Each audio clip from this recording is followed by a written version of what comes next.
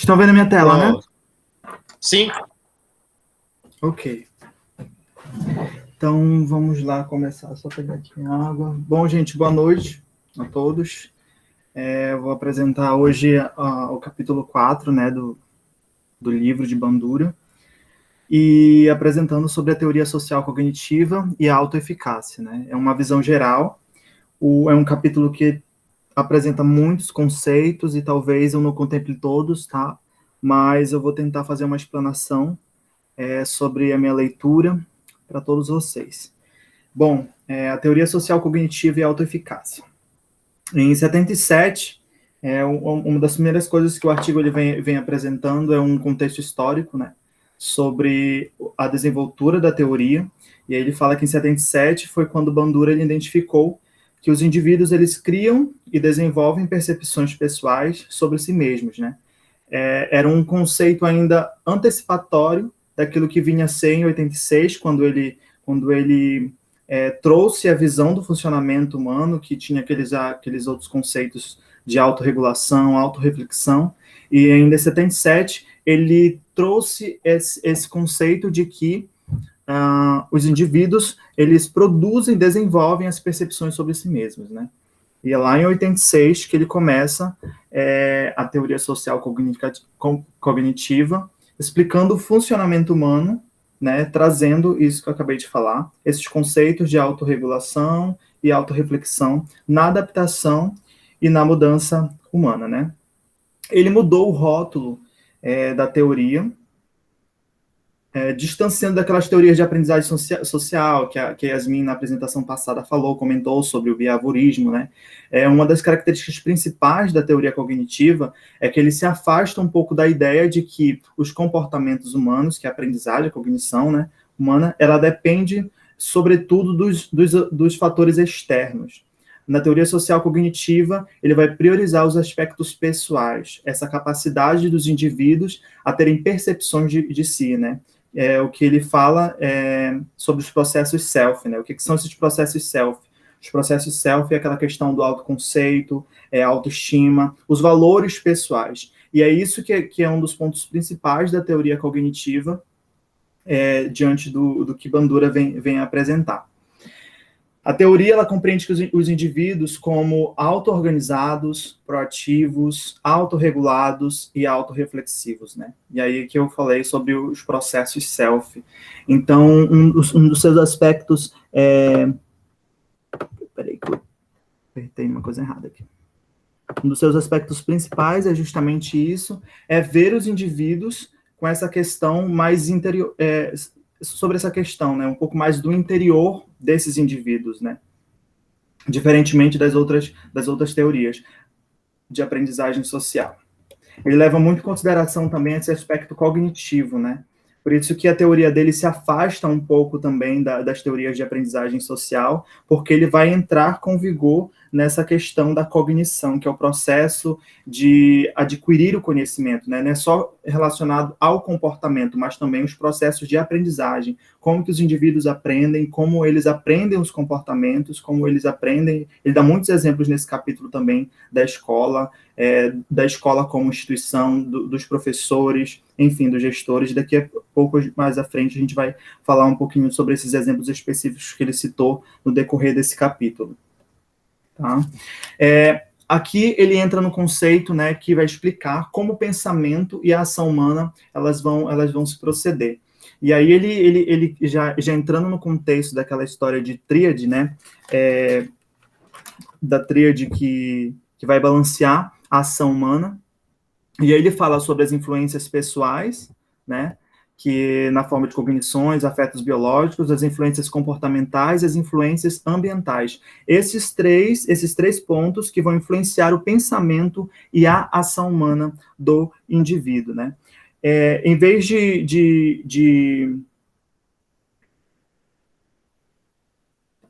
Aqui é mais um modelo que eu tentei montar aqui sobre essa relação, né, que ele chama de tríade, que é recíproca tríade, modelo das relações determinantes na causação recíproca tríade.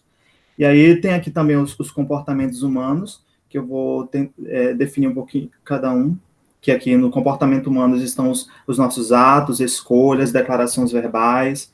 Nos fatores ambientais estão os recursos, os ambientes físicos, e aqui nos fatores pessoais estão as crenças, expectativas e conhecimento, né?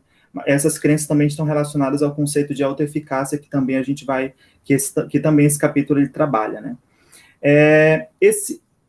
Nesse quesito aqui, ele dá muitos exemplos, gente, e assim, para o bem-estar, no caso de todos esses fatores de comportamento humano, fatores ambientais, fatores pessoais. O bem-estar humano está relacionado ali ao comportamento, né, aos atos, escolhas, declarações verbais e aos fatores pessoais também, né?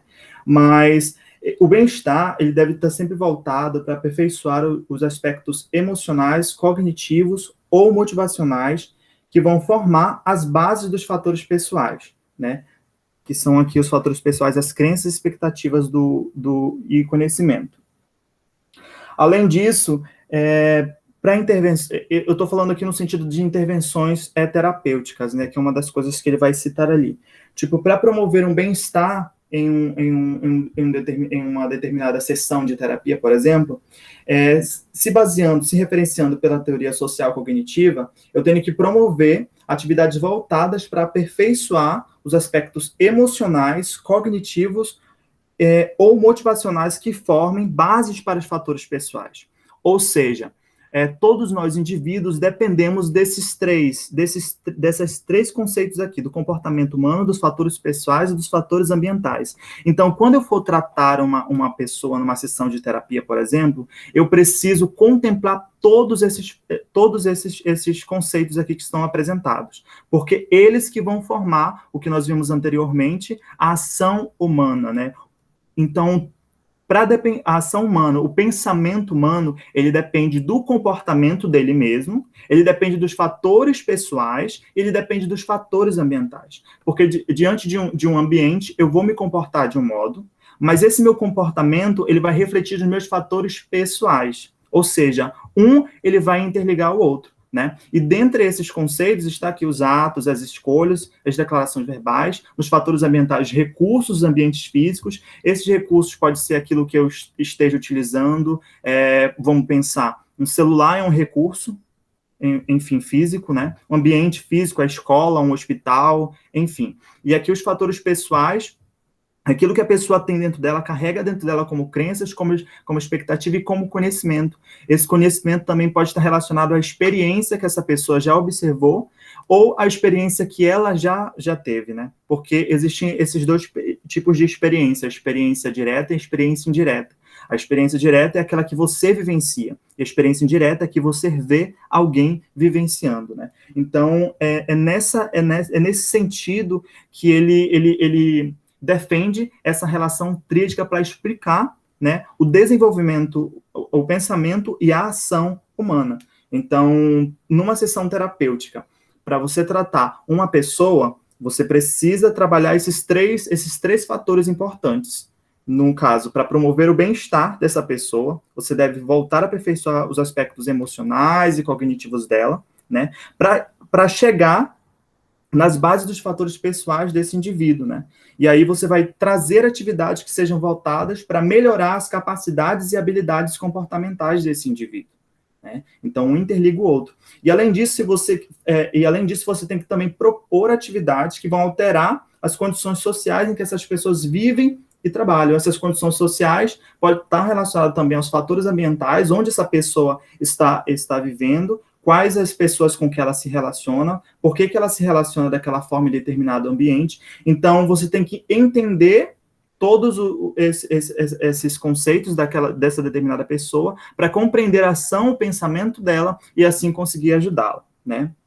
Um exemplo melhor sobre isso que ele dá no capítulo é sobre professores. Vamos imaginar os professores. Entendendo que as ações humanas elas são resultado dessa reciprocidade desses fatores aqui que a gente acabou de ver, que é o comportamento, os ambientais e os pessoais. Os professores, eles trabalham para que eles venham chegar no objetivo, porque os professores eles têm um objetivo, vamos pensar nesse objetivo, que é promover a aprendizagem e a confiança acadêmica dos alunos. Para que eles venham alcançar esse objetivo, eles precisam trabalhar cada um desses fatores. Por exemplo, eles precisam trabalhar visando melhorias dos estados emocionais, das autocrenças e das habilidades e dos hábitos também negativos do pensamento desses alunos. Então, eles vão entrar aqui nos fatores pessoais para alcançar o objetivo, que é a aprendizagem, né, e a confiança acadêmica desses alunos, né. Outro aspecto que eles vão ter que trabalhar, eles vão ter que focar na melhoria das habilidades acadêmicas e práticas autorregulatórias desses alunos. Além disso, eles vão ter que alterar as estruturas da escola, da sala de aula, que possam atuar de maneira a chegar ao sucesso desses alunos. Vocês entenderam? Então, é dessa forma que Bandura ele vem pensando a teoria social cognitiva. É aquela que não foca somente nos fatores ambientais, né? Mas também na ideia do comportamento humano e dos fatores pessoais. Acho que a novidade em relação às outras teorias que Bandura vem apresentando é justamente o foco também nos fatores pessoais. Na verdade, existe um equilíbrio muito grande entre todos esses fatores, mas existe uma preocupação, uma especificidade maior aqui nos fatores pessoais, quando ele entra nesses conceitos de autorreflexão, autorregulação, e entre outros que a gente vai observar aqui posteriormente. Tá? Aí ele chega nesse conceito de agência humana, né? Agência humana é imaginar uma agência. Deixa eu imaginar que nós somos um agente. Podem fazer coisas acontecerem com seus atos e se envolvem de forma proativa em seu próprio desenvolvimento. Ou seja, nós somos capazes, né, de ter comportamentos, de ter decisões que visam alcançar um objetivo. E esse objetivo, ele já está presente na gente. Esses objetivos, eles são resultado da nossa capacidade de nos autorregular, da nossa capacidade de planejar, de autorrefletir e de simbolizar, né? Então, é aí que ele entra nesses conceitos, né? E além disso, aí a gente tem um resultado que influenciam e determinam o seu próprio destino. Ou seja, ele entende a gente como uma sistematização, né? Como uma agência mesmo. Nós somos o agente e para tomarmos uma decisão, para seguirmos um caminho, nós temos a possibilidade, nós conseguimos, né, nos autorregular, nos autorrefletir, planejar e simbolizar. Ele trabalha muito esse conceito também de simbolizar, no sentido de que nós criamos símbolos para nos comunicar, por exemplo. Eu penso no nosso idioma, por exemplo, português. O ser humano teve ali a capacidade de criar símbolos para se comunicar. Assim como de outras coisas, às vezes as pessoas colocam significações em objetos, ou usam até palavras, pequenas palavras para lembrar de um conceito muito maior, né? Então, é nesse sentido que ele pensa o ser humano como uma agência humana, né? Que é fundamental diante disso. Além disso, ele trabalha o conceito de autocrenças, né? Que daqui a pouco a gente vai ver sobre isso também.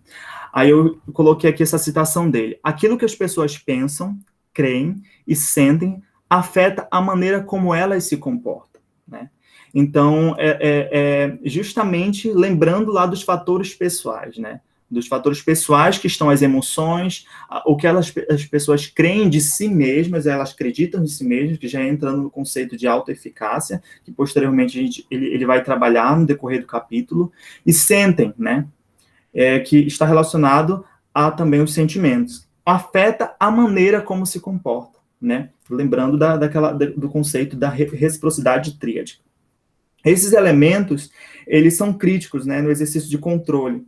Os indivíduos, nesse caso, eles são produtos e produtores também de seus ambientes e seus sistemas sociais, né? Ou seja, eu decido onde eu vou, com quem eu vou me relacionar, eu decido com quem eu vou parar de me relacionar, porque é relacionado àquilo que eu sinto, né? Se eu não estou me sentindo bem, eu posso eu posso sair daquele ambiente, eu posso sair daquele sistema social, daquele momento social, até que eu me sinta bem. Ou seja, o que ele vai defender fortemente é que o fato de como eu me sinto, de como eu penso, de como eu estou vendo e como eu acredito, vai influenciar nas minhas percepções, nos meus comportamentos, né? É esse o ponto-chave aqui dessa questão de agência humana. Mas também, Bandura, ele entende os indivíduos como coletivos, né? Nós somos coletivos, nós estamos sempre lidando com outras pessoas, com ambientes que estão envoltos com outras pessoas, e aí ele chega no conceito da agência coletiva, né? As pessoas trabalham juntas com crenças compartilhadas sobre suas capacidades e aspirações comuns para melhorar as suas vidas. E aí ele entra também num exemplo da escola, por exemplo, né? Ali estão diferentes funcionários, né? Outros professores, diretores, coordenação pedagógica, que visam alcançar um único objetivo, né? Mas para que isso aconteça, eles precisam estar no modo coletivo, eles precisam ter crenças compartilhadas, inclusive sobre suas capacidades e aspirações comuns, né? Essas crenças compartilhadas estão relacionadas tanto a crenças de si mesmo, como às crenças de uma outra pessoa. Então, aqui, ele trabalha nessa questão da agência também, que essas pessoas podem chegar no diálogo, podem chegar numa conversa, e ali também ter a capacidade de reflexão, a capacidade, né, desses aspectos que a gente acabou de ver aqui, de autorregulação, de simbolizar, os pontos de decisão, de comportamentos que eles vão ter em relação ao ambiente escola, ao intuito geral de uma escola, que é, né, promover a aprendizagem. Mas todos esses aspectos, eles dependem de capacidades básicas, né?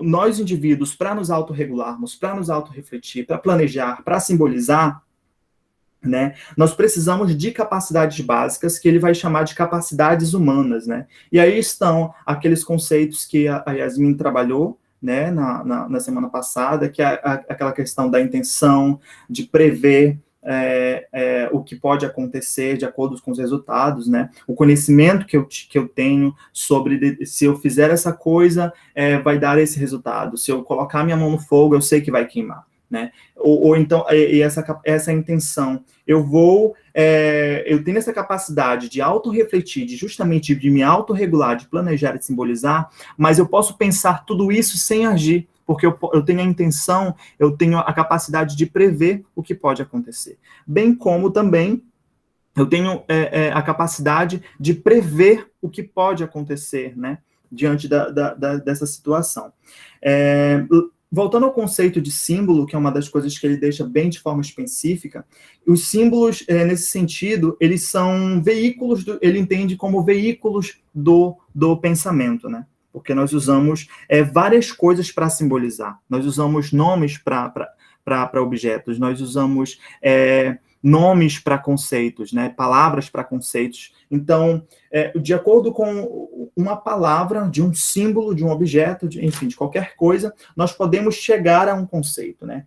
Ele fala que as pessoas podem proporcionar estrutura, significado e continuidade. Isso para todos os aspectos da vida. Além disso, os símbolos eles vão proporcionar que as pessoas armazenem informações necessárias para orientar ali os comportamentos futuros. E através do símbolo também, que as pessoas são capazes de modelar um comportamento observado, né? Ele entra também nesse conceito, nesse capítulo, de modelação, né? Quando eu vejo o comportamento de uma outra pessoa e eu vejo aquele comportamento e aprendo. Por isso que ele entra no conceito da cognição, teoria social cognitiva, né? Capacidade de fixar, de aprender. Então, ele vem também demonstrando nesse aspecto o símbolo, né? Para explicar esse processo de modelação, né? As pessoas, elas conseguem resolver problemas também quando elas dão símbolos às coisas, né? Quando elas conseguem sintetizar numa única palavra, estou usando muito esse conceito de palavra, porque é um dos símbolos que a gente mais usa, né? Elas conseguem sintetizar em um símbolo um conceito muito grande, por exemplo, né? E aí é lá que elas vão planejar as suas linhas de ação, que aí vem dos conceitos de autogerenciamento, ali que elas vão conseguir também aquela capacidade que a gente já comentou ali na frente de antecipação, que é prever as consequências, estabelecer os objetivos e os desafios pessoais, de modo que possam chegar aonde elas querem, né? Então, interessa muito, diante da teoria social cognitiva, esses aspectos pessoais, esses aspectos que tornam, que sistematizam os indivíduos como agência humana e também como agência coletiva diante das relações, né? E aí ele vai entrando em outros conceitos. Aqui tem esses conceitos das capacidades humanas, que ele usa simbolizar, e aí, a partir dos símbolos, retomando, eles conseguem resolver os problemas cognitivos, engajam-se em autodirecionamento e também na antecipação. Além disso, eles conseguem planejar estratégias alternativas, né? Que é uma das capacidades humanas. É por meio dessa capacidade que podem prever as consequências de um ato sem chegar a executá-lo, né? Que é aquela questão que entra também aqui no conceito de antecipação.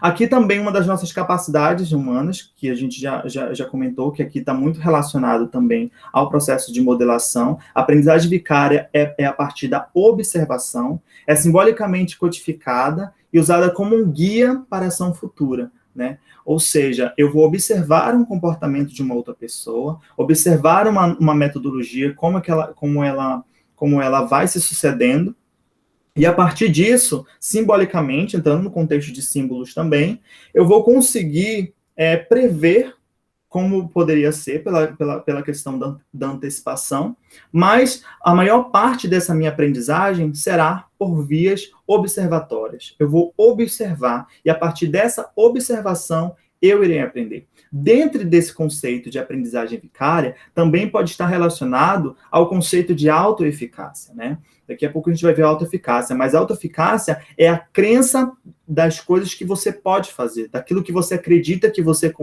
pode, que você tem as habilidades necessárias para a ocorrência disso. Então, a aprendizagem vicária, nesse sentido, é quando aquele indivíduo observa um determinado comportamento, observa uma determinada ação e se sente capaz de reproduzi-la no futuro, né? De forma concreta.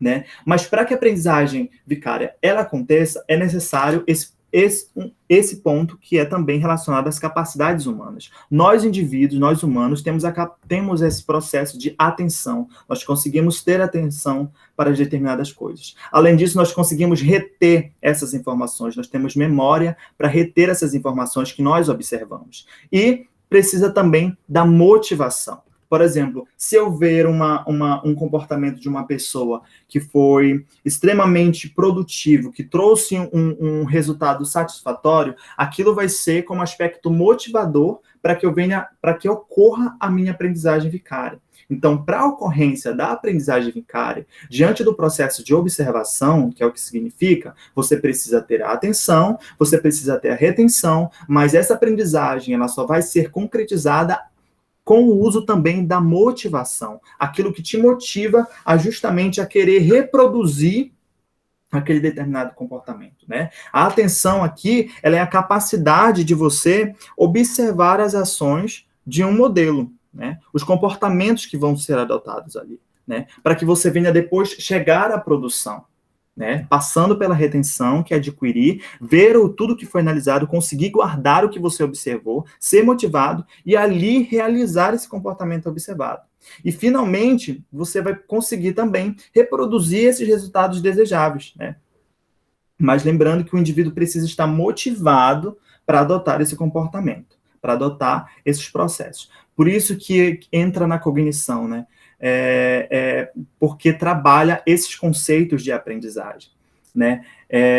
Lembrando que uma das grandes críticas de Bandura é justamente o foco das demais teorias no ambiente externo, mas aqui ele mostra que a aprendizagem, que os comportamentos, eles dependem de como esse indivíduo ele está bem para ser motivado. Ou seja, a reprodução de um comportamento, a aprendizagem de um comportamento ou de um conceito, ele depende extremamente também do conceito de motivação, de como esse indivíduo está, de como ele está relacionado àquilo que ele está observando, àquilo que estão dando como conceito para ele aprender.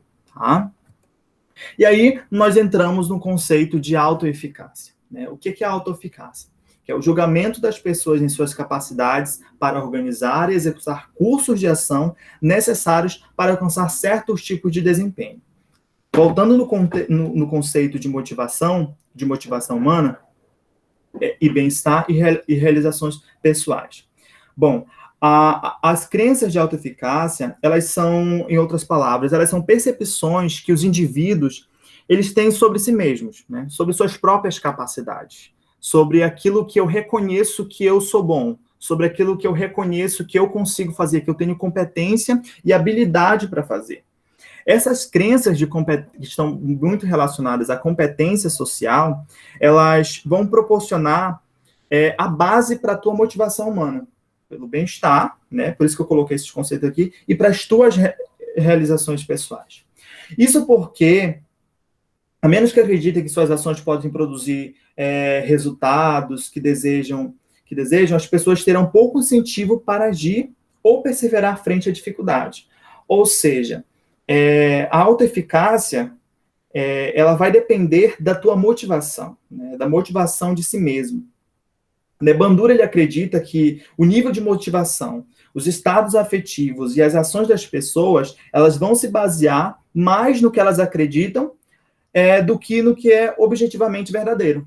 Ou seja, eu vou conseguir ter um melhor progresso se eu estiver muito motivado em relação a aspectos de mim mesmo.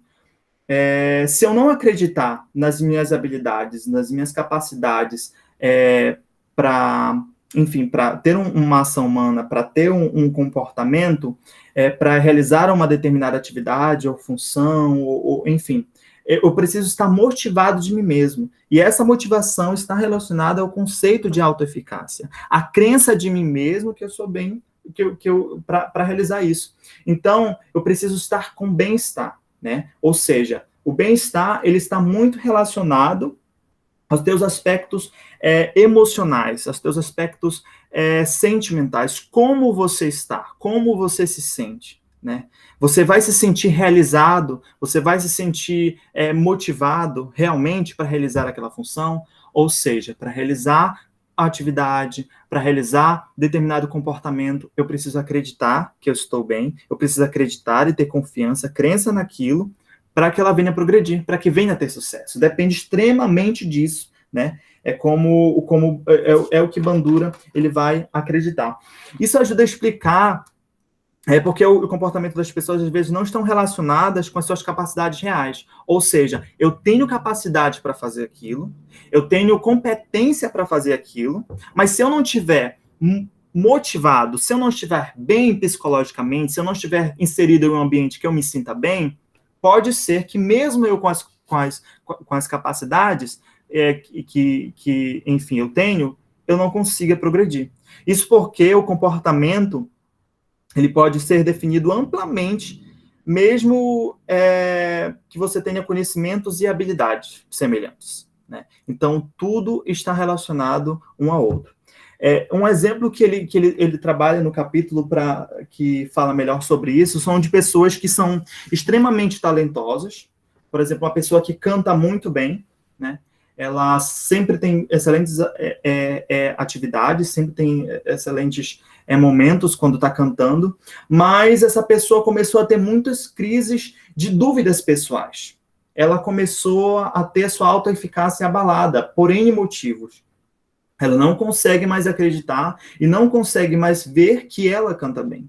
Então, isso pode afetar o desempenho dela ou o comportamento dela diante da ação, né? E de querer, inclusive, não cantar, decidir que não vai cantar porque não se sente competente para isso, né? Então, os comportamentos humanos, eles estão extremamente ligados ao como a pessoa ela está no sentido de ver a si mesma, né? de se sentir, de se entender, de se compreender, né? Se ela se autorrefletir, se ela se autoanalisar e ver que ela não é capaz daquilo, isso vai afetar o desempenho dela. Assim como também existem pessoas que são extremamente confiantes, mas não possuem aquelas habilidades. Uma pessoa que acha que canta, tem a certeza, né, tem a autoeficácia, que canta muito bem, que se apresenta muito bem, que vai expor muito bem, mas ela não tem um repertório adequado para aquilo, né? Ela tem um repertório de habilidades, de competências bem modesto em relação a uma pessoa que vai se sentir mal, né? Não vai se sentir bem, não tem um bem-estar, mas tem aquela competência, ela pode até, inclusive, se dar melhor que a outra, né?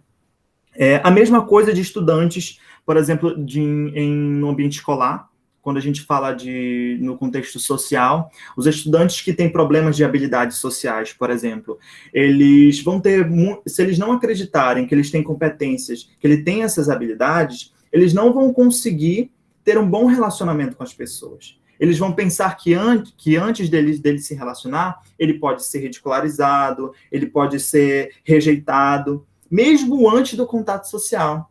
Ou seja, é muito importante a condição da autoeficácia em cada pessoa. É muito importante como cada pessoa está para que ela venha conseguir a capacidade da aprendizagem, para que ela venha conseguir a capacidade de se relacionar, né? Então, ela precisa estar bem aparada em relação aos seus próprios autoconceitos, né? E além disso, como a gente está falando assim como a gente falou da agência humana e da agência coletiva, existe também a eficácia coletiva, que é quando um grupo tem uma crença compartilhada na capacidade de realizar tarefas, né? Ele aborda o mesmo exemplo também de professores, né? Os professores estão lá desenvolvendo na escola.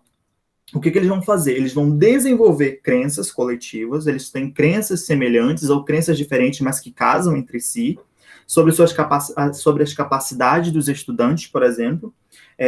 Todos eles acreditam que os estudantes podem aprender, né? São as crenças que eles carregam entre si.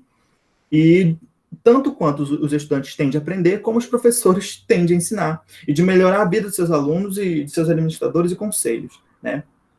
Então, a eficácia coletiva, ela está relacionada a isso, a crenças compartilhadas, né? No crédito que você dá, que um aluno ele aprende e que um professor ele tem a capacidade de ensinar, né? Então, é nesse sentido um exemplo de eficácia coletiva, né? Além disso, continuando sobre esse conceito, a interpretação do resultado, deixa eu passar aqui um pouquinho, as crenças e as habilidades nunca se encaixam perfeitamente. E os indivíduos geralmente são orientados por suas crenças quando se envolvem com o mundo, né? As crenças de autoeficácia ajudam a determinar os resultados que se esperam, né? E aí tem o construto pessoal e a eficácia coletiva que a gente já falou. Mas nesse sentido aqui, ó, as crenças e habilidades, por que as crenças e habilidades nunca se encaixam perfeitamente? É justamente lembrando, pensando naquele motivo, né? De que, às vezes, a pessoa ela tem a capacidade, ela tem aquela competência para realizar tal atividade, para realizar aquela determinada função, mas a sua crença sobre si mesma, sobre as suas capacidades, elas estão mal estruturadas, né? E essas crenças, elas são as crenças de autoeficácia. E essas crenças que vão ajudar e a determinar o resultado que elas esperam. É justamente o exemplo do estudante que tem dúvidas sobre suas habilidades sociais. Ele pode ter essas habilidades, ele pode conseguir iniciar uma conversa, ele pode ter essa habilidade de comunicação, de se relacionar com as pessoas, mas se ele acredita que ele não tem, ele mesmo vai causar que as pessoas o rejeitem, e ele mesmo pode causar que as pessoas o ignorem, justamente pela dificuldade que ele tem de conversar com alguém, né? Então, tudo isso depende do construto pessoal e, levando em consideração a eficácia coletiva, também do aspecto social, né? Onde eu estou inserido para que isso aconteça. Porque existe isso. Tem pessoas que vão ter crenças de autoeficácia em determinado ambiente, mas ela não vai ter a crença dessa autoeficácia que ela tem em outro ambiente. É tudo muito, chega a ser um pouco subjetivo, né? Tipo, pensando em um exemplo aqui, para que vocês entendam, eu estava falando sobre canto, né, a menina que canta, ou seja, aquela menina, ela acredita que ela consegue cantar, ela se sente muito melhor confortável para cantar para a família dela, e a família dela, todo mundo, ela vai ver que todo mundo vai gostar, então ela tem a confiança, ela tem a autoeficácia que ela é competente para cantar somente para a família dela. Mas quando ela vai cantar para um público maior, de pessoas que ela não conhece, ela já vai ter ali uma maior dificuldade. E aí ela vai ter a sua eficácia, a sua autoeficácia balanceada. Por isso que depende, né, do construto pessoal do que essa pessoa tem e também do ambiente, do social, das relações, de onde ela vai estar inserida, que tipo de pessoas vão estar, né? E da eficácia coletiva, que a gente já falou, que são as crenças ali compartilhadas. Enfim, todos os resultados bem-sucedidos que as pessoas vão observar, entrando já num contexto de experiência vicária, daqui a pouco eu vou falar para vocês. Mas deixa eu falar agora sobre como são criadas as crenças de autoeficácia, tá? Que aqui a gente vai citar também a experiência vicária. Existe a interpretação, né? Como que surgem, como que a gente vai modelar a nossa autoeficácia. A nossa autoeficácia, ela vai se dar somente pelo fato de nós percebermos a nós mesmos como que isso acontece, né? Acontece pelo momento da interpretação, do resultado de um comportamento de um indivíduo, né? É nessa interpretação que a gente vai conseguir desenvolver crenças sobre nossas próprias capacidades de participar de tarefas e atividades, né? E a gente vai agir de acordo com as crenças que foram criadas, das crenças que foram observadas. E esses resultados que vão ser interpretados, eles podem ser interpretados como resultados bem-sucedidos ou resultados mal-sucedidos, né? Ou seja, eu posso analisar, eu tenho aquela capacidade de autorreflexão, né, de autorregulação, então eu posso analisar o comportamento que eu tive sobre determinado grupo social, sobre determinado movimento de alguma atividade, da ação de alguma atividade, e eu posso interpretar se aquilo eu fui bom ou eu fui mal, fui mal, né? Então, é ali que vai estar começando as percepções da tua autoeficácia, né? Como você se percebe diante daquela situação que você acabou de realizar. E aí, a sua autoeficácia, pensando nas suas capacidades, pensando nas suas habilidades, de acordo com a sua interpretação, ela pode ser aumentada, ou seja, eu tenho muita competência realmente para fazer isso, ou elas podem ser reduzidas, tá? De acordo com aquilo que eu estou observando, que eu estou interpretando. E a minha interpretação, ela pode ser diferente da outra pessoa que observou também o meu comportamento. Porque enquanto eu estou agindo, existe também a capacidade, outras pessoas que estão nos observando, né? E aí a gente entra também no contexto de experiência vicária. O que é a experiência vicária? A experiência vicária é a aprendizagem, né, também. Na verdade, é a observação de outras pessoas que estão executando as tarefas. Entra aí no conceito de modelação também. Modelação é quando eu vejo um modelo e eu vou repetir esse modelo. Eu vou aprender aquele modelo, né? Lembra que lá, para esses conceitos, existe a atenção, a motivação, né? E a retenção. Também está entrando nesse conceito aí de experiência vicária, né, de observação. Os conceitos, eles vão se interligando um ao outro no decorrer do capítulo, assim, a gente vai conseguindo relacionar, trazer uma compatibilidade sobre o que eles estão falando ali, né. Então, a experiência vicária, ela vai se dar na observação, e aí essa observação de uma pessoa que está realizando o comportamento, eu vou lá e vou identificar se aquela experiência ali eu posso considerar ela fraca ou posso considerar ela forte, né? Uma experiência de uma determinada pessoa. Ou seja, eu posso vivenciar uma pessoa fazendo determinada atividade, fazendo determinado comportamento, e eu posso relacionar a mim. E aí eu vou construir uma visão de que se eu posso ou eu não posso, se eu tenho habilidade e competência para realizar aquela atividade ou não. A experiência vicária, ele coloca no texto que ela é muito poderosa, porque ela observa e enxerga as semelhanças em alguns atributos e do desempenho social, né, do desempenho do modelo, né, da sua própria capacidade, né. Eu vou ver e a partir da minha observação eu vou identificar se eu tenho autoeficácia para realizar isso. Então a autoeficácia, ela começa a ser produzida a partir da minha interpretação dos meus próprios comportamentos e da minha observação de outras pessoas executando tarefas, tá? Além disso, existe também as persuasões sociais.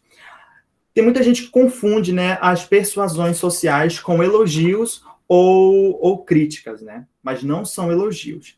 As persuasões sociais, elas vão te encorajar, elas vão te empoderar, e as negativas, elas vão te frustrar e te enfraquecer. No caso, as suas crenças pessoais.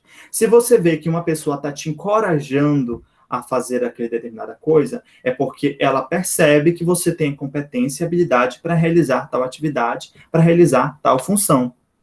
Então, nesse sentido que as persuasões sociais, elas vão construir a tua percepção de autoeficácia, as tuas crenças de autoeficácia, né? Elas vão te ajudar a confiar naquilo aquilo que você, de você mesmo, né?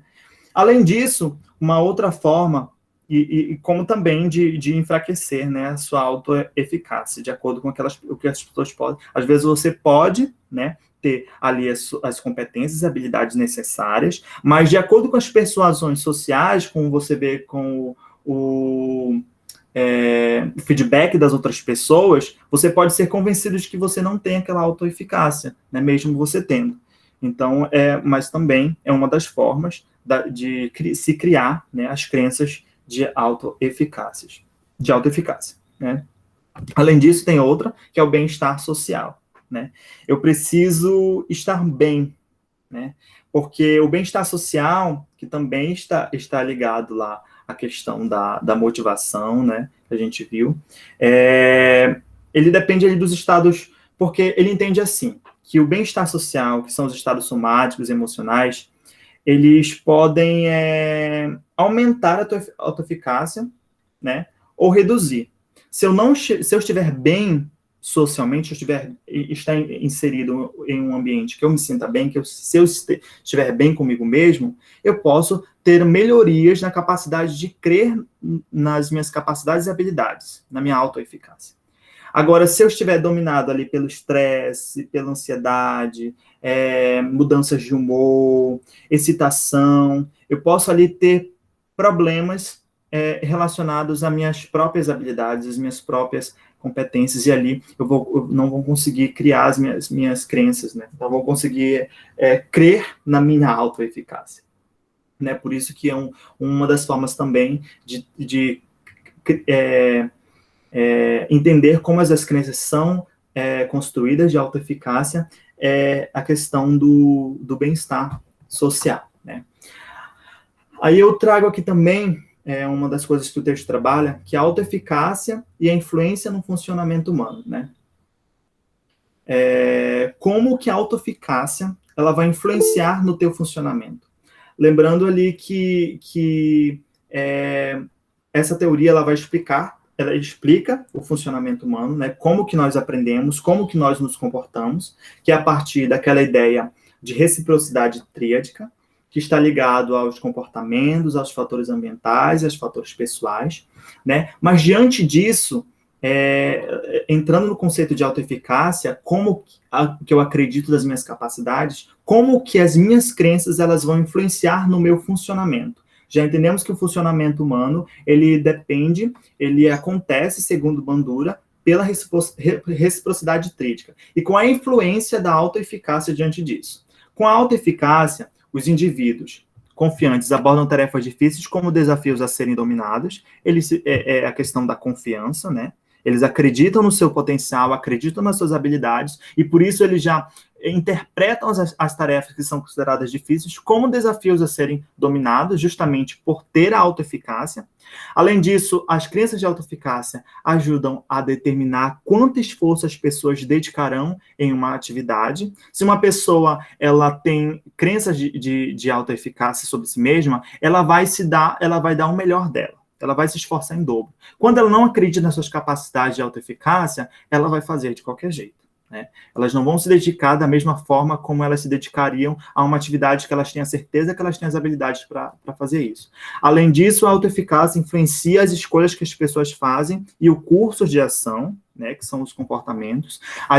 Influenciam na quantidade do estresse e da ansiedade também, né? E também a criar sentimentos de serenidade ao abordarem tarefas difíceis, que está bem semelhante à primeira ideia aqui que eu coloquei. Bem como também o sentido inverso, né? Elas podem ficar extremamente frustradas diante de uma atividade. Alguém quer falar? Ligar o microfone, eu acho.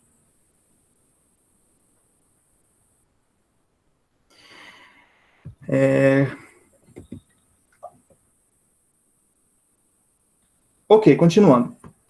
Então, uma maneira só retomando ao que foi falado sobre as crenças de autoeficácia, não sei se eu falei, eu estou lembrando agora, é que uma maneira de aumentar as crenças de autoeficácia, que sim, eu falei que era promover o bem-estar emocional, é reduzir os estados emocionais negativos, né, que também vão te favorecer para criar, né, a tua autoeficácia.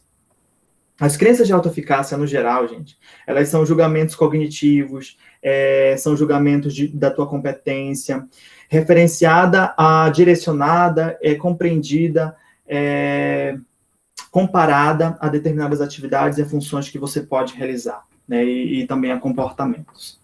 E aí a gente conclui em citações que o texto ele vai finalizar. Ele cita o poeta Virgílio, que as pessoas são capazes aqueles que pensam que são capazes, né? Está bem relacionado ao conceito de autoeficácia, e sustentada também pela fala também do romancista Alexander Dumas. Ele diz que quando as pessoas duvidam de si mesmas, elas garantem o próprio fracasso, sendo as primeiras a se convencer deles. De maneira sintética, a teoria social cognitiva ela vai se direcionar. Eu estou sozinho aqui, gente, ou não? Eu estou ouvindo barulho. Não, olha, sozinho não. Ah, tá bom. É porque eu fiquei ouvindo barulho. Estamos aqui. Tá bom. De maneira sintética, deixa eu retomar minha fala, só para finalizar. A teoria social cognitiva, ela vai se afastar das teorias de aprendizagem social, ela vai entrar nesse sentido de aprendizagem, por isso a cognição, por isso social cognitiva. Ela defende que o pensamento e a ação humana elas vão depender da reciprocidade tríadica, né, que são os comportamentos, que são os fatores ambientais e os fatores pessoais dos indivíduos. Isso vai sustentar fortemente aí a teoria social cognitiva, que vai depender para a aprendizagem e para os comportamentos. E a autoeficácia, o conceito de autoeficácia é justamente os julgamentos sobre si mesmo, sobre suas competências e sobre suas habilidades. E é isso. Muito obrigado, gente.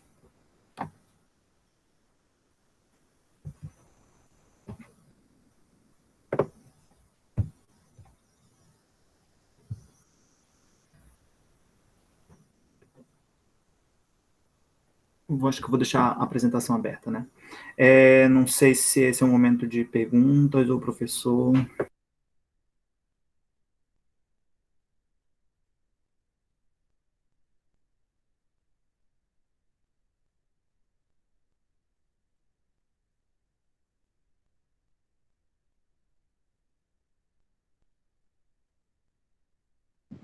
E Gledson, eu chamei a atenção para dois aspectos aí na apresentação. Lá, quando você colocou os rótulos da teoria sociocognitiva, da autoeficácia, você colocou interpretação, experiência vicária, persuasão social e bem-estar social. Na verdade, tem nomes um pouco mais precisos para essa questão. Essas fontes de autoeficácia, elas estão enumeradas em ordem de influência com um adulto, né? Então, por exemplo, experiências pessoais, né? É a primeira. Quanto mais você se dá bem em uma tarefa específica, né, mais você tende a ter experiência pessoal. Aí, mais você tem, a ter autoeficácia elevada. E o outro é os estados somáticos, fisiológicos e emocionais, que incluem também, inclusive, reações como, por exemplo, ansiedade e estresse. Aí eu chamo atenção para isso porque não necessariamente é uma sensação de bem-estar, essa última fonte de autoeficácia, tá? E depois você falou também que a TSC, ela se afasta das teorias sociais. Na verdade, é o contrário, ela se aproxima das teorias sociais. Ela se afasta das teorias behavioristas, tá? Que elas são mecanicistas. Os behavioristas, basicamente, eles admitem que, pelo menos os do comportamento operante, que o comportamento voluntário operante ele é determinado, ele é moldado pelos reforços que são dados para ele, né? Que é o conceito de comportamento operante do Skinner, tá? Então, só para deixar isso bem claro. Aí eu vou abrir aí também para o pessoal falar, né? Vou colocar aqui no meu computador na tomada.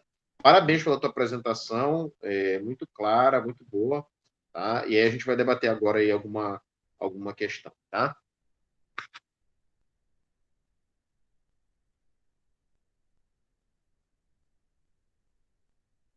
Gleidson, Amanda, eu tô aqui no. É que eu tô com o Gleidson. Eu tô aqui com o Glauco e tô no celular dele. Só pra comentar que foi muito boa a apresentação. Muito clara mesmo. Eu comecei a ler o texto, né, da parte que você ia apresentar, mas eu não terminei de ler. Mas as dúvidas que eu tive na parte que eu li, você conseguiu sanar todas, assim, com a sua apresentação. Muito boa mesmo. Ficou bem, bem claro o que você queria passar pra gente. E é isso, só pra dizer que foi excelente a apresentação. Arrasou, Gled. Parabéns. Muito obrigado, gente. Professor, eu tinha entendido que a teoria social cognitiva se afastava porque eu acho que é no segundo parágrafo do início do texto, ele fala que Bandura mudou o rótulo de sua teoria de aprendizagem social para social cognitiva de maneira distanciada das teorias da aprendizagem social, preponderantes à época. Aí foi daqui que eu tive essa fala, né, que a TSC ela vai se afastar das teorias aí sociais, de aprendizagem social. Pois é, Gledson, qual é a questão aí em jogo? Quando ele fala as teorias sociais, teorias de aprendizagem social da época, aprendizagem, a gente que vem da educação, a gente tem uma noção, digamos assim, um pouco distanciada do que é na psicologia. A noção de aprendizagem, ela começa com as teorias behavioristas, tá? Na verdade, ela começa com as teorias associacionistas, como, por exemplo, a teoria do Thorndike, tá? E aí, essas teorias da época que ele está mencionando são as teorias behavioristas, do comportamento operante do Skinner. O Bandura, ele era um estudioso do Skinner, e depois ele começa a se afastar dessas teorias, tá? Incluindo esse fator cognitivo, porque as teorias behavioristas só consideravam o comportamento, tá? Desprovido de qualquer tipo de introspecção. Então, o que ele está querendo dizer nesse parágrafo é que o Bandura começa a valorar esses aspectos que você muito bem enfatizou, né? Você disse que eles são muito importantes, que são os aspectos, os fatores pessoais, que são as crenças, que são os raciocínios, que são os pensamentos, que são esses aspectos cognitivos que influenciam no comportamento, são influenciados pelo comportamento, influenciam o meio e são influenciados pelo meio. O pensamento behaviorista era bem mais simplificado. Ele acreditava que o meio determina o comportamento. Basicamente era isso, tá? Então, assim, como é que o indivíduo ele poderia agir sobre o meio? Quando ele escolhia certas respostas que ele ia, digamos assim, que eram reforçadas para ele. Então, por exemplo, se eu estou na sala de aula, né, como aluno, e eu quero chamar a atenção do professor, eu faço uma bagunça. Aí o professor me ralha, eu disse, opa, chamei a atenção dele.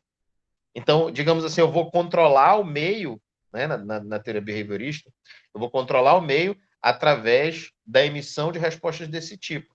Mas, na verdade, quem está me controlando é o professor, porque ele que está escolhendo o reforço que ele vai me dar. Então, as teorias behavioristas elas eram bastante mecanicistas. Então, o comportamento do indivíduo ele estava determinado somente pelos reforços que eram dados para os comportamentos que ele emitia. Entendeu? Então, quando ele fala que ele se afasta das teorias de aprendizagem social da época, ele está se referindo aí mais particularmente à teoria do comportamento operante, tá? Do Skinner, que era uma teoria behaviorista. Então tem todo esse lance aí, né? O Bandura, eles começam a estudar o behaviorismo, ele mesmo conta isso, aí depois ele fica meio desiludido com os trabalhos do Skinner, né? E depois começa a elaborar as próprias teorias dele, tá? Aí é importante a gente lembrar que, na verdade, esse aspecto é para valorar os fatores cognitivos. Os fatores cognitivos têm uma importância central aí. A autoeficácia é um construto também cognitivo, né, importantíssimo, como você bem explicou, aí na teoria do Bandura. Fui claro? Me fiz entender? Sim, professor, consegui entender. É porque também eu não conheço as teorias behavioristas. Eu acho que por isso que eu fui me equivocando, não tive tanta segurança para falar disso. Obrigado, professor. Consegui entender, Não, sim. eu chamo atenção para essas coisas, Gladson, porque é realmente é assim, quando a gente vai ler uma teoria e a gente, por exemplo, não sou da psicologia, né? A gente perde muito da construção epistemológica da coisa. Digamos assim, em linguagem bem simples, a gente perde muito das fofocas que aconteceram lá no meio tempo, entendeu? Então eu estou contando essas fofocas para vocês As e tal. intrigas, as tretas. As tretas, Aí eu vou abrir para quem quiser fazer alguma pergunta. Assim, você mencionou no meio da apresentação, mas aí a Yasmin, eu vou liberá-la, mas se ela quiser falar um pouquinho sobre o trabalho, né, que ela desenvolveu, né, porque basicamente o trabalho da Yasmin foi sobre autoeficácia. Mas eu queria que você, a Amanda, que está aqui do lado, o Andrei, pudessem relacionar o que a gente aprendeu hoje sobre autoeficácia e a relação com a teoria sociocognitiva nos trabalhos de vocês. Eu vi que lá numa parte no texto, os autores mencionam uma relação com as habilidades sociais. Você gostaria de fazer um desenho aí nesse sentido?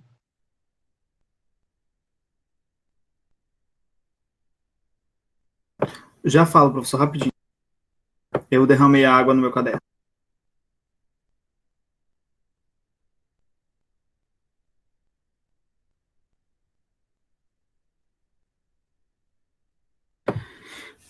Voltando aqui.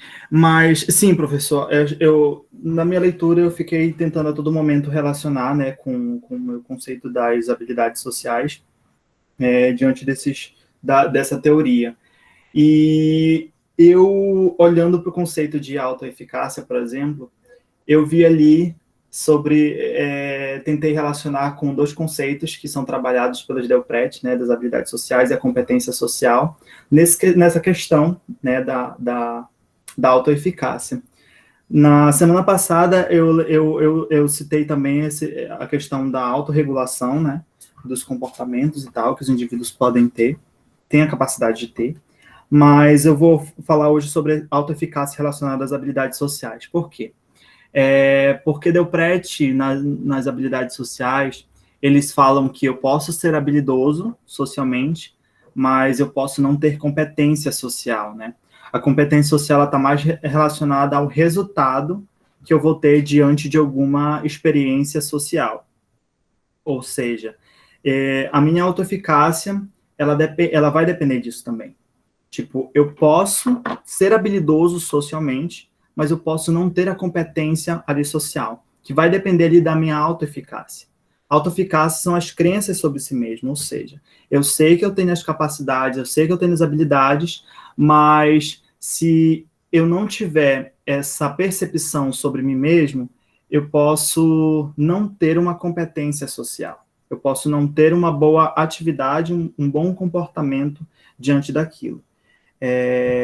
Então, é mais nesse sentido, assim, que eu fiquei pensando sobre autoeficácia no conceito de habilidades sociais, né? Que a autoeficácia, elas são as percepções sobre si mesmos, né? Então, mesmo eu percebendo, ou se eu, tipo, eu posso ter as habilidades sociais, mas eu posso não ter a autoeficácia sobre as minhas habilidades sociais que eu possuo. E diante disso, eu posso não ter um bom resultado, mesmo que seja desejável, não posso ser competente socialmente. Não sei se deu para entender.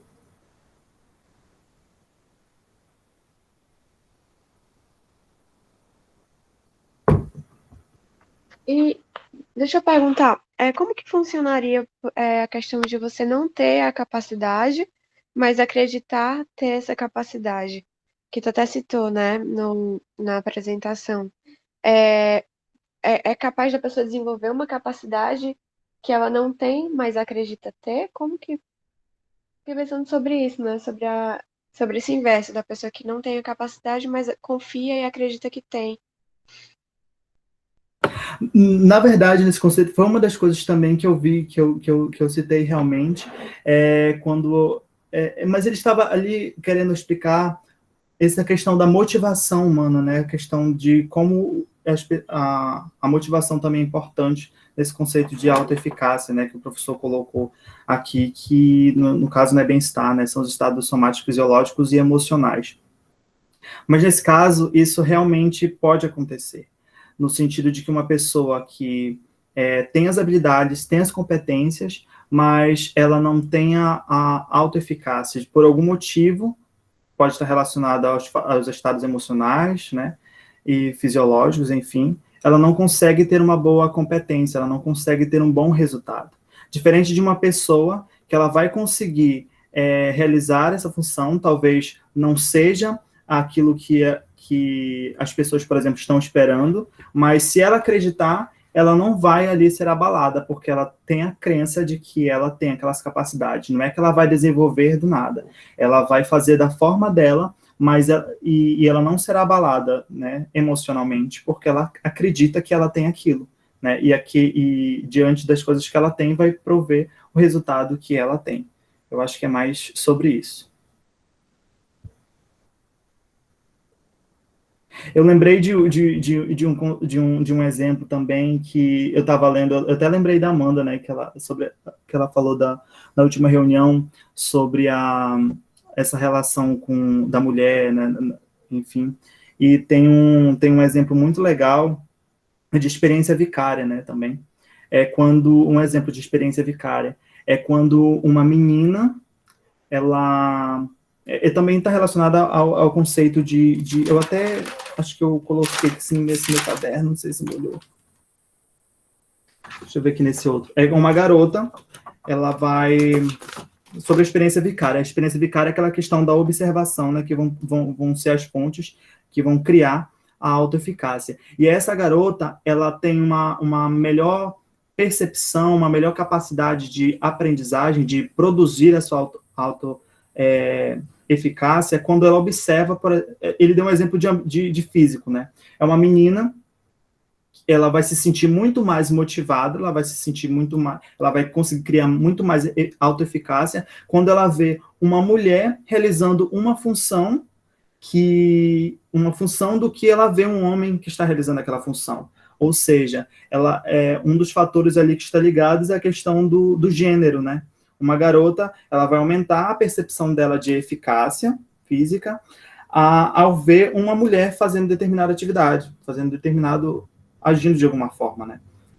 No exemplo, ele usou atividade física, acho que a mulher estava fazendo atividade física, ou seja, ela vai se ver capaz de realizar aquela atividade física se ela vê uma mulher fazendo aquela mesma função e não um homem. E aí a percepção de autoeficácia dela vai ser o gênero, no caso, a mulher realizando e não um homem, porque ela também é do sexo feminino, que no exemplo lá de experiência vicária, que é por observação, né, que vai produzir ali a autoeficácia.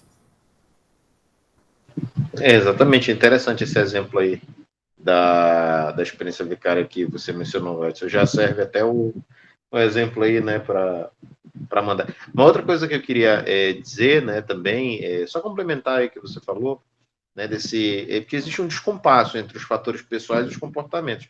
Às vezes a gente precisa, né, de determinadas competências que a gente não tem, mas a gente acha que tem, né? Por exemplo, você falou bem aí, da pessoa que canta, né? A pessoa acha que canta, mas ela não canta absolutamente nada.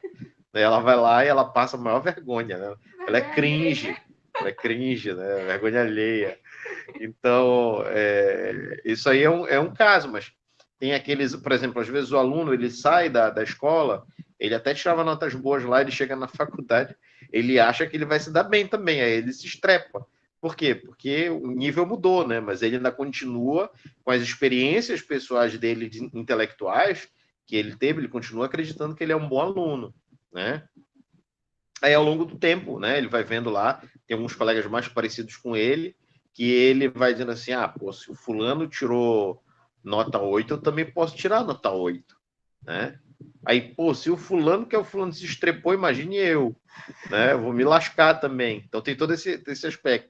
Ou o professor dizendo assim, olha, ninguém aqui vai passar na minha disciplina. Isso aí é uma baita fonte de persuasão, né?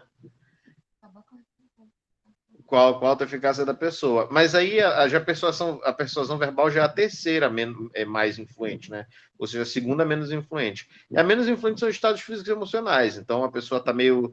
Não dormiu bem, está estressada, ou está bem, né? Tomou um cafezinho, se sente melhor, fisiologicamente falando, né? E emocionalmente falando. Então, aí ela já tem uma variação também na autoeficácia. Eu gostei de você ter chamado a atenção, Gladys, também que se relaciona a autoeficácia com o determinismo recíproco triádico, né, que é a relação entre comportamento, fatores pessoais e fatores ambientais, porque você falou também que a autoeficácia ela pode depender do contexto. É uma coisa interessante também aí se chamar a atenção. Você teria algum exemplo para nós?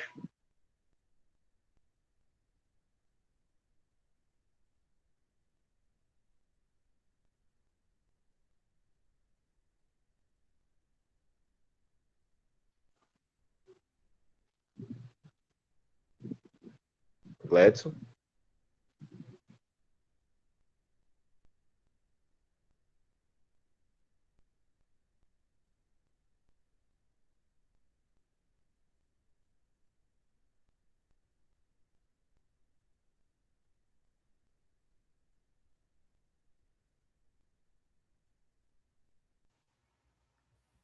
Eu acho que o microfone dele tá desligado. Será que ele tá falando? Ele pode ter. Eu estava falando no microfone desligado, tudo bem. Eu já até perdi o meu raciocínio, mas eu acho que o professor, enfim, era um exemplo de autoeficácia diante de diferentes ambientes, né? Foi uma das coisas que eu fui pensando, porque o ambiente, ele acaba sendo muito importante também nas falas. Por exemplo, eu vou dar um exemplo que eu posso estar relacionado a mim. Tipo, hoje eu tomei a fala aqui para falar sobre o capítulo 4, né, da teoria social cognitiva e autoeficácia. Olhando para a minha autoeficácia, para as minhas percepções das minhas capacidades, eu ainda me senti muito inseguro. Mas se eu estivesse num ambiente que eu estivesse inserido com, sei lá, com amigos do meu cotidiano, eu não me sentiria tão inseguro para falar sobre isso, né? Até porque, de alguma forma, eu estou falando com pessoas, por exemplo, eu estava pensando muito na Yasmin e no Andrei quando eu estava montando o slide sobre autoeficácia, né? Eu digo, meu Deus, se eu colocar alguma coisa errada aqui, eu tenho que ler isso muito bem e tal e tal. Então, depende no ambiente social também que eu estou inserido, né? De como a minha autopercepção, né? Como a minha autoeficácia, ela está relacionada a essa questão, né? Se eu me sinto realmente capacitado para falar com pessoas que entendem sobre o assunto, né? Sendo um conceito que eu estou aprendendo agora, e em relação a um ambiente que eu esteja inserido com um construto social que estejam com pessoas que sejam também leigas nesse assunto, né? Eu teria competências talvez diferentes, ou uma melhor reação, sei lá, um melhor estado emocional, nesse sentido falando. Então, é nesse sentido, pode falar, André. Essa questão dos fatores ambientais, eu acho que se eu tivesse que dar um exemplo, eu daria quando os alunos recém-ingressam na universidade, que eles encaram ali um ambiente com práticas bem diferentes e comportamentos e pessoas diferentes, um ambiente que faz com que muitas pessoas não pode afetar a decisão do indivíduo de permanecer ou não na universidade. Eu vou já aproveitar para falar da relação que eu vi na tua apresentação com algumas coisas que eu vinha estudando, e uma delas, sem dúvida, que esses modelos aí que foram explicados ajudam, é a questão explicar, na verdade, ajudam a explicar, é a questão da evasão universitária, né? A evasão universitária, ela tem fatores que as motivam, que entra tanto no campo do ambiente, quanto no campo pessoal, quanto também no campo de comportamentos, né? E, assim, afeta vários, tem uma quantidade de variáveis aí bem grandes para explicar esse fenômeno. Então, assim, eu traria o exemplo das pessoas que entram na universidade e não se encaixam ali naquele ambiente, não se veem naquele ambiente, não, a universidade não é para mim, e de lá saem. Isso é um exemplo de que fatores do ambiente também afetam. É claro que tem uma quantidade de variáveis, como, por exemplo, a alta eficácia do indivíduo pode afetar também a decisão dele de permanecer ou não na universidade. Outra coisa que pode afetar também é a questões socioeconômicas, variáveis socioeconômicas, né?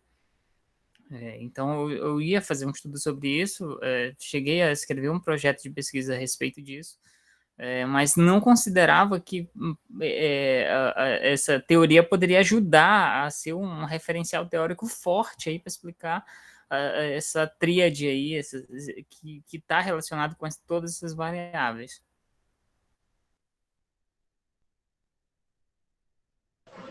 É nesse sentido, né, a evasão ela depende desses fatores ambientais, mas ela também envolve uma decisão, que é também um ato, né, um fator comportamental, que também pode estar relacionado e deve estar relacionado com essas crenças que o indivíduo tem, né, que também se desenvolvem no ambiente, se desenvolvem de acordo com comportamentos que o indivíduo emite também, né, ou manifesta. Muito bem observado, Andrei. Aí, quando eu estava meio em dúvida ainda quanto ao teu projeto, porque eu não participei do projeto do PPGE, né, da avaliação do PPGE. Eu não sabia qual era o teu projeto de mestrado. E aí, agora que tu falaste, né, sobre evasão, eu acho que é realmente muito relacionável com a TSC, viu? Dá para a gente sentar aí e fazer já um desenho interessante para abordar essa questão. E é complexo, né? A gente já viu que é complexo, porque envolve um monte de aspecto aí que a gente precisa estudar em profundidade. Fiquei bastante feliz aí com o teu apontamento.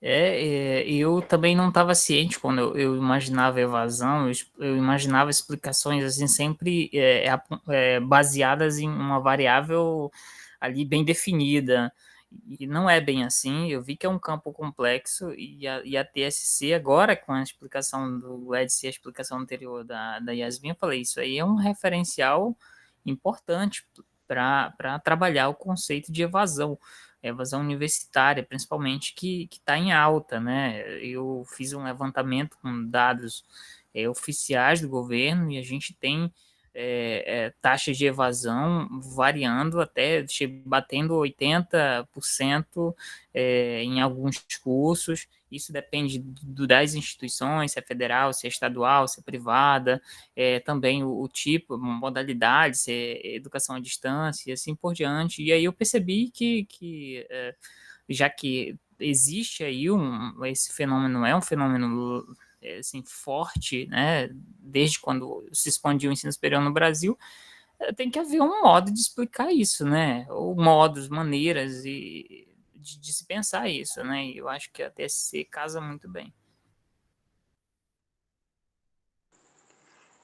Quanto à pesquisa sobre a taxa de invasão. Desculpa, professor, se eu lhe interrompi. Sobre a taxa de evasão. Eu estava pesquisando sobre isso porque lá no meu trabalho, no hospital, tem muitas pessoas que abandonaram a universidade, principalmente aqui está no meu setor, né? Daí eu estava pesquisando sobre isso, porque eles não estão entrando no meio. Na verdade, eles estão quase no final e desistem. E eu tava analisando muito esse lado motivacional, porque a gente tá perdendo, principalmente agora na pandemia, os estudantes estão perdendo a motivação para continuar no curso, para continuar na vida acadêmica, e quando eles entram no trabalho, que eles veem outro modo de interagir, outro modo de estar em contato com a possibilidade ou os anseios que ele tinha anteriormente dele entrar na universidade, eles largam. E está muito relacionado com a motivação.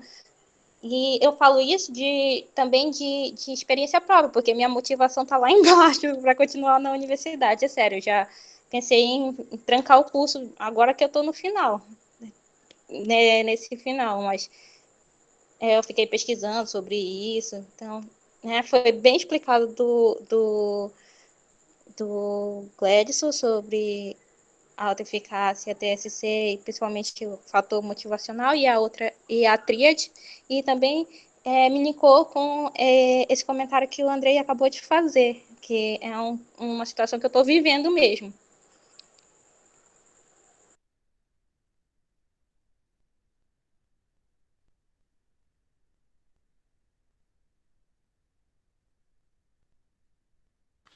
Muito bem observado, gente. Aí, estamos evoluindo, né? Próxima aula, o Andrei vai falar sobre o texto 5. Agora eu não me lembro a temática, deixa eu dar uma consultada aqui no cronograma aqui. Pesquisa, tá aqui, linha 2. Aqui, ó. Agência e eficácia coletiva, né? É um tópico interessante, né? Da gente abordar, né? Porque ele vai colocar aí a galera fazendo as atividades digamos assim, de forma coletiva, como é que isso se processa, como é que se processa no campo coletivo.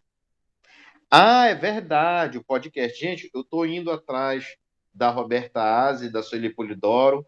Por enquanto não é um sonho, porque assim, se eu mandar e-mail direto para elas, elas não me conhecem. Aí as pessoas, vocês sabem como são essas pessoas, elas são super requisitadas. Então, estou tentando achar alguém que as conhece, que me bote em contato com elas. Recentemente eu tive uma experiência, eu mandei um e-mail para a Lucelena Saceron. A Lucelena me conhece, mas eu não sou próximo dela. Ela disse, ela deu uma migué lá no projeto que a gente estava, né, participando aí do Formazon. Ela disse, eu não estou trabalhando sábado porque eu fiquei doente, porque na pandemia eu comecei a trabalhar muito. Eu disse, tudo bem. Só que eu fui ver, eu mando e-mail às vezes para outras pessoas.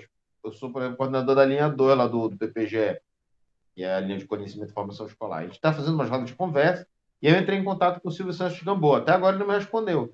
Aí eu mandei mensagem de novo. Eu não sei se vai para o spam dessas pessoas ou se elas simplesmente vêm e não respondem. Entendeu? Então eu espero conseguir alguém que nos coloque em contato com elas. Eu não sei se tem algum de vocês que manja desse lance de fazer podcast, mas a gente pode fazer um perfil no Spotify e transmitir por lá. Mas eu acho que seria muito interessante que elas fizessem, cada um, sei lá, cada uma fala, né? E a gente pudesse discutir, né? Preparem perguntas, porque são, enfim, são as pessoas que a gente está lendo o livro delas, entendeu? Vocês têm que ter o máximo de pergunta para fazer para elas pensarem assim, nossa senhora, esse cara estava afim de aprender mesmo. Então, por enquanto, né, eu estou querendo que a gente faça isso depois do ciclo, claro que a gente estiver bem estudado, mas já estou tentando contato com a Sueli Polidoro e com a Roberta Aze, né? Então vai ser muito interessante. O legal, eu vou ver também se eu consigo chamar a minha turma de psicologia, tá? A minha turma de psicologia, porque aí dá mais gente e tal, a galera se sente mais prestigiada. E para a gente fazer, né, lá pelo. Claro, aí se a gente for fazer um podcast, tem como fazer um podcast ou uma transmissão. Né? Se a gente for fazer o podcast, aí a gente faz no Spotify e depois coloca para a galera ouvir. Mas se não, a gente pode fazer uma transmissão pelo StreamYard, né? E fazer uma espécie de uma live. Aí a gente teria que ter um número bacana aí de pessoas para ser uma coisa interessante. O que vocês acham?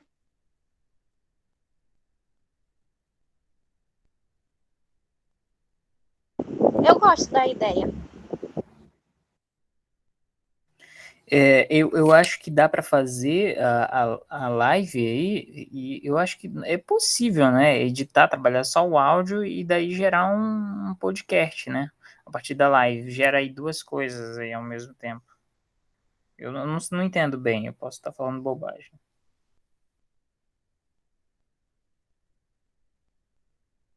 Eu acho que dá pra fazer isso sim, Andrei. Dá pra gerar o podcast a partir da live. Eu acho que pra elas talvez seria melhor, porque seria um momento ali pontual, né? A live e a gente que transformaria em podcast. Porque, como o Glauco falou, pode ser que elas estejam muito ocupadas, requisitadas, não sei.